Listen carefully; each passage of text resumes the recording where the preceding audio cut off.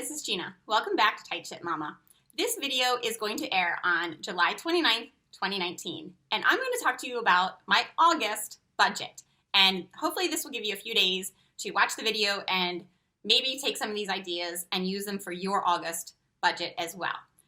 So, my husband has purchased Quicken for me over the years. He's purchased Mint.com. We have used Excel spreadsheets, all these different things because he is an electronic guy.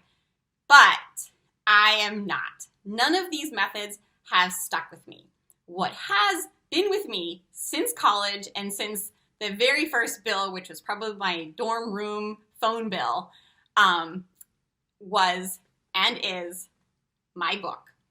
This is probably my fifth or sixth book that I've been on since becoming an adult. We call it in our house, your book, my book, the book. It's just my book of all of the bills that I have paid in the past.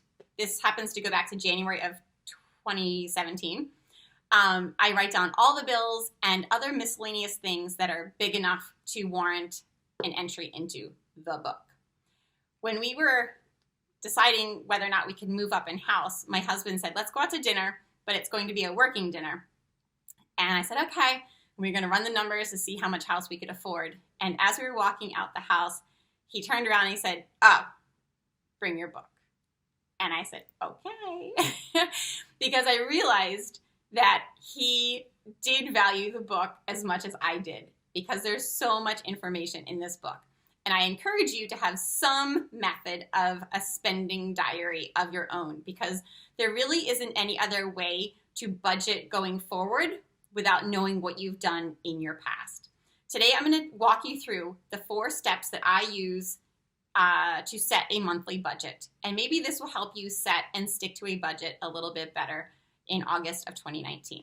So let's go. Welcome to my book. So the first category of my 4 are the items in our budget that are set in stone. So these are the numbers that do not change by 1 penny at all every month. And these are also the things that I have set up on autopay. The more that you can put on autopay, the better, because then you will not miss a payment or, incur a late fee, that kind of thing. If you're in baby step 2, you might have a car payment in there. You might have tuition payments in there. My next category are regular bills that we pay every month, but the total fluctuates. So that's where I have the little about symbol. So we've got things like haircuts, the gas, credit card. Ooh, what? Credit card? I know, please don't go crazy on me. I know Dave Ramsey does not like credit cards, but this is one of the compromises we have made in our marriage to otherwise be on board. But our credit card does stay roughly the same every month because on the credit card are all of our subscriptions. So that would be things like the tolls for the car, the Audible, iTunes, Netflix, Beachbody, all of those subscriptions.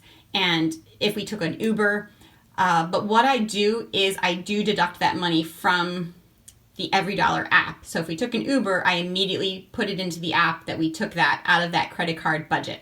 So that's how we never rack up credit card debt or anything.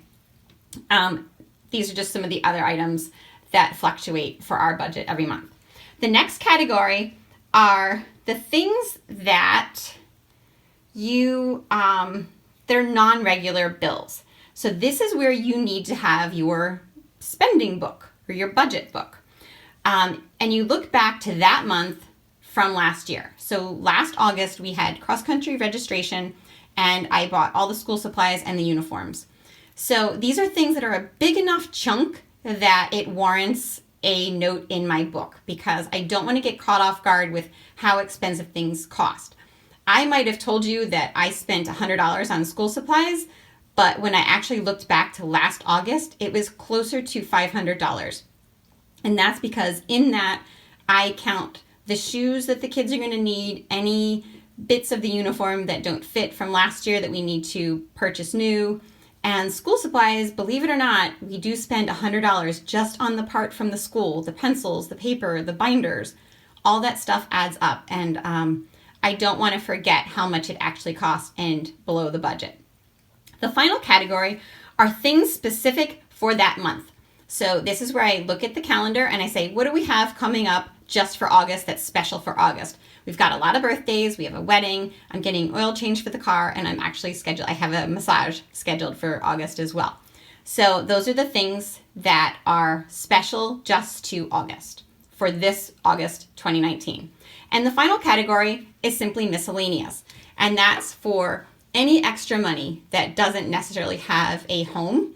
So if you're in baby steps 2 or 3, this is where you would be throwing that money at your debt or putting that money into your emergency fund. For us, it's just the little extra things that pop up. Maybe it's an impromptu lunch. Maybe it's a cup of coffee on the road. Maybe it's a birthday party that we got invited to that wasn't planned, that kind of thing. So that is a little bit of an extra cushion that we have. Then I will go into the Every Dollar budgeting app and I will put all of these things into that app. And that is the 2-part process that we use to stay within budget every month. I do my paper version and then I transfer all of that into the app. And that's how we were able to stay debt-free. So I hope you enjoyed the thought process I use to write our monthly budget every month. I would really encourage you to find your own method of tracking your spending because the best predictor of future behavior is past behavior. So you're not going to know what your oil bill is going to be in December if you have no clue what you spent last December. So even if you don't have a history, start one today. Go get yourself a book. It doesn't have to be anything fancy. It could just be a simple piece of loose leaf paper. So have a great week, and I will see you next Monday.